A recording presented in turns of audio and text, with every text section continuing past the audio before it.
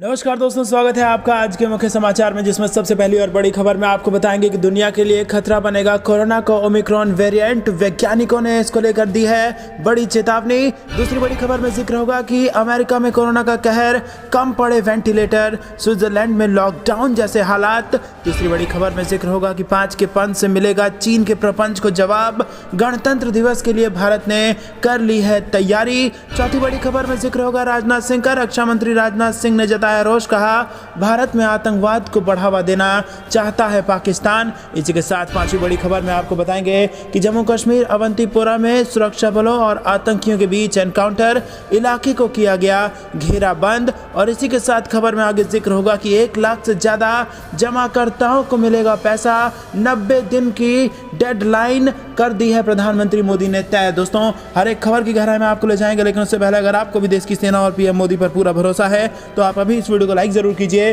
और अगर चैनल पर नए हैं तो लाल बटन को दबा के चैनल को सब्सक्राइब करके घंटी बजाकर कमेंट में लिखिए जय हिंद। दोस्तों, रुक करते हैं सबसे पहली और बड़ी खबर की तरफ। दुनिया के लिए खतरा बनेगा कोरोना का ओमिक्रॉन वेरिएंट।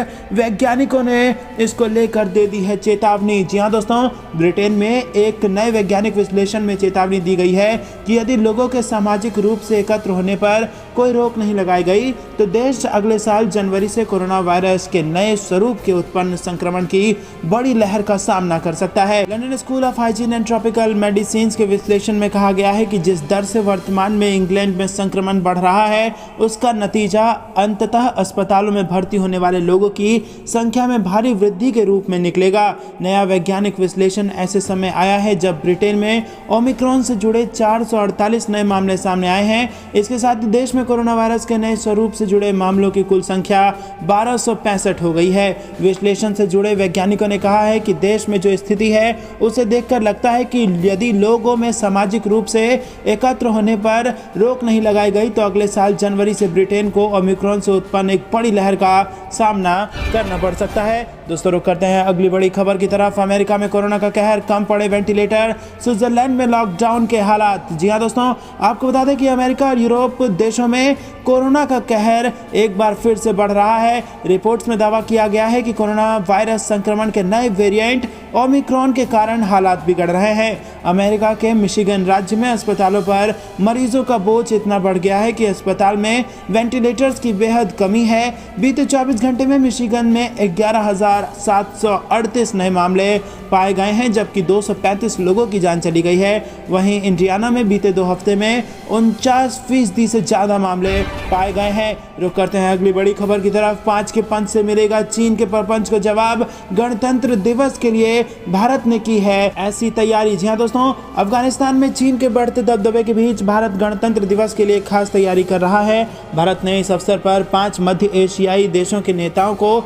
आमंत्रित करने की योजना बनाई है। अनुमान लगाया जा रहा है कि इस पंच के जरिए भारत अफगान क्षेत्र में चीन के प्रपंच को सॉलिड जवाब देना चाहता है। भारत हर साल गणतंत्र दिवस परेड पर कुछ खास मेहमानों को आमंत्रित करता है। इकोनॉमिक टाइम्स के मुताबिक इस साल 5 मध्य एशियाई देशों के नेता भी इस लिस्ट में शामिल हैं, और इन देशों के नाम है कजाकिस्तान, उज्बेकिस्तान, किर्गिस्तान, तजाकिस्तान और तुर्कमेनिस्तान। इन देशों के नेताओं को बुलाने का मकसद इनके साथ सहयोग, निवेश और रक्षा सहयोग की दिशा में पुख्ता कदम बढ़ाना है।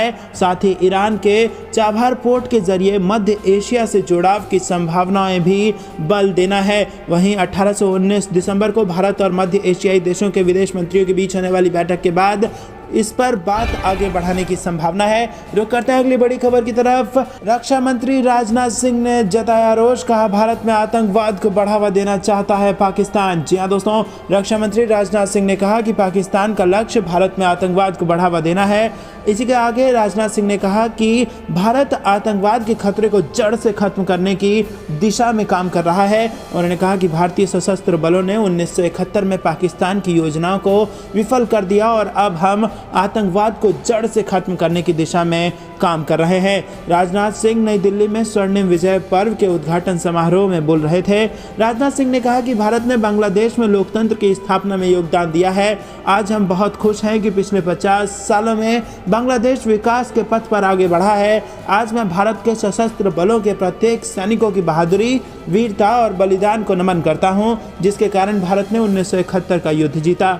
उनके बलिदान के लिए देश हमेशा उनका ऋणी रहेगा। रक्षा मंत्री ने आगे बताया कि केंद्र ने सीडीएस जनरल बिपिन रावत, उनकी पत्नी और 11 अन्य सशस्त्र बलों के जवानों के सम्मान में सरलता के साथ स्वर्णिम विजय पर्व मनाने का फैसला किया है, जिनकी 8 दिसंबर को एक हेलीकॉप्टर दुर्घटना में मृत्यु हो गई थी। दोस्तों रुक करते हैं अगली बड़ी खबर की तरफ। अवंतीपुरा में सुरक्षा बलों और आतंकियों के बीच एनकाउंटर, इलाके को किया गया घेराबंद। जी हां दोस्तों, जम्मू कश्मीर के अवंतीपुरा में सुरक्षा बलों और आतंकियों के बीच एनकाउंटर चल रहा है। बड़गाम में सुरक्षा बलों ने आतंकियों की घेराबंदी की है। संदिग्ध गतिविधियों की सूचना पर इलाके को घेरा गया है। बताया जा रहा है कि पुलिस और सेना के ये ज्वाइंट ऑपरेशन है। दोनों टीमें साथ मिलकर इलाके में से आतंकियों को खत्म करने का काम कर रही हैं। बड़गाम में सर्च ऑपरेशन भी चल रहा है। आसपास के इलाकों में रहने वाले लोगों की सुरक्षित उनको निकाल दिया गया है ताकि आगे की कार्रवाई में कोई रुकावट ना आए और कोई जनहित को हानि ना हो, और इस इलाके तक पहुंचने वाले सभी रास्तों को बंद कर दिया गया है। रुक करते हैं अगली बड़ी खबर की तरफ। 1 लाख से ज्यादा जमाकर्ताओं को मिला पैसा, 90 दिन की डेडलाइन तय कर दी है प्रधानमंत्री मोदी ने। जी हाँ दोस्तों, आपको बता दें प्रधानमंत्री नरेंद्र मोदी ने रविवार को दिल्ली में बैंक जमा बीमा कार्यक्रम में जमाकर्ताओं को संबोधित किया। इस दौरान पीएम मोदी ने कहा कि आज देश के लिए, बैंकिंग सेक्टर के लिए और देश के करोड़ों बैंक अकाउंट होल्डर्स के लिए बहुत महत्वपूर्ण दिन है। पीएम मोदी ने कहा कि पहले जहां पैसे वापसी की कोई समय सीमा नहीं थी, अब हमारी सरकार ने इसे 90 दिन यानी 3 महीने के भीतर अनिवार्य किया है। उन्होंने कहा कि दशकों से चली आ रही एक बड़ी समस्या का कैसे समाधान निकाला गया है, आज का दिन उसका साक्षी बन रहा है। आज के आयोजन का जो नाम दिया गया है उसमें डिपॉजिटर्स फर्स्ट की भावना को सबसे पहले रखना इसे और सटीक बना रहा है। बीते कुछ दिनों में 1 लाख से ज्यादा जमाकर्ताओं का बरसों से फंसा हुआ पैसा वापस मिला है और ये राशि 1300 करोड़ रुपए से भी ज्यादा है। दोस्तों रुक करते हैं अगली बड़ी खबर की तरफ। मोदी सरकार की इस खास छूट का उठाए फायदा, 15 दिसंबर तक है मौका। जी हाँ दोस्तों, अगर आप सरकारी मदद से अपना कारोबार शुरू करना चाहते हैं तो आपके पास 15 दिसंबर तक बेहतरीन मौका है। इसके बाद इस लोन के ब्याज में मिलने वाले विशेष छूट को बंद कर दिया जाएगा। दरअसल जो लोग नए इंडिया के साथ अपना रोजगार शुरू करना चाहते हैं वो मुद्रा योजना के तहत लोन लेकर अपने सपनों को साकार कर सकते हैं। मोदी सरकार ने मुद्रा योजना की शुरुआत 8 अप्रैल 2015 को की थी। देश के युवाओं को प्रधानमंत्री मुद्रा योजना के तहत बिना गारंटी बैंकों से लोन उपलब्ध कराया जाता है ताकि वो नौकरी देने वाले बन सके। मुद्रा योजना में 3 तरह के लोन दिए जाते हैं। शिशु मुद्रा लोन जो 50,000 रुपए तक का होता है, किशोर मुद्रा लोन जो 50,001 रुपए से लेके 5 लाख रुपए तक का होता है, और तरुण मुद्रा लोन जो 5 लाख से 10 लाख रुपए तक में दिया जाता है। तो दोस्तों आपको बता दें कि इन लोन वाली स्कीम का फायदा उठाकर आप नए भारत में बिजनेसमैन बनने का सपना पूरा कर सकते हैं और नौकरी मांगने की जगह नौकरी देने वाले बन सकते हैं। वीडियो को लाइक करना मत भूलिएगा। इसी बात पर रुक करते हैं अगली बड़ी खबर की तरफ। महामारी की तीसरी लहर से निपटने के लिए हम पूरी तरह से तैयार, योगी आदित्यनाथ का बड़ा ऐलान। जी हां दोस्तों, उत्तर प्रदेश के मुख्यमंत्री योगी आदित्यनाथ ने रविवार को दावा किया कि उनकी सरकार कोविड-19 महामारी की तीसरी लहर से निपटने के लिए पूरी तरह से तैयार है। मुख्यमंत्री ने प्रदेश में निःशुल्क राशन वितरण महाअभियान की शुरुआत करते हुए अपने संबोधन में दावा किया कि वर्तमान में जब दुनिया में कोविड-19 महामारी की तीसरी लहर आने की आशंका व्यक्त की जा रही है, केंद्र और उत्तर प्रदेश सरकार इसका मुकाबला करने के लिए पूरी तरह से तैयार है। हम मुफ्त में जांच, उपचार, कोरोना रोधी टीका और खाद्यान्न उपलब्ध कराने की योजना को बड़े पैमाने पर चला रहे हैं। योगी आदित्यनाथ ने लोगों से कोविड-19 रोधी टीका लगवाने का आह्वान करते हुए ये भी दावा किया कि तीसरी लहर में एक बात देखने को मिल रही है कि अगर वायरस ने कहीं प्रभाव डाल भी दिया तो उसका उन लोगों पर ज़्यादा असर नहीं पड़ता जिन्होंने वैक्सीन लगवा रखी है। वैक्सीन एक सुरक्षा कवच है। मुख्यमंत्री ने समाजवादी पार्टी के अध्यक्ष अखिलेश यादव पर निशाना साधते हुए कहा कि बहुत से लोगों ने कोरोना रोधी टीके का बड़ा दुष्प्रचार किया।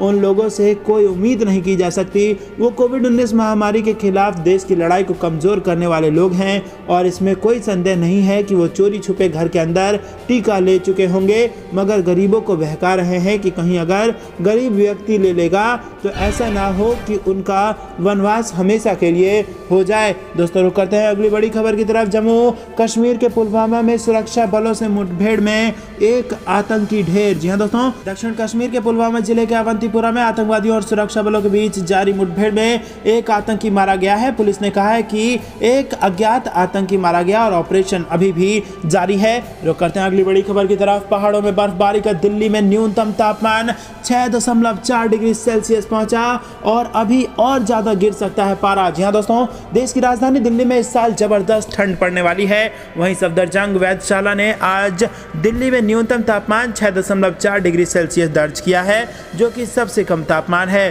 भारत मौसम विज्ञान विभाग ने बताया कि आने वाले दिनों सर्द हवाओं के चलते न केवल न्यूनतम और अधिकतम तापमान में कमी आएगी, बल्कि कपकपाती ठंड भी शुरू होने जा रही है। बताया जा रहा है कि इससे पहले दिल्ली में मौसम का सबसे कम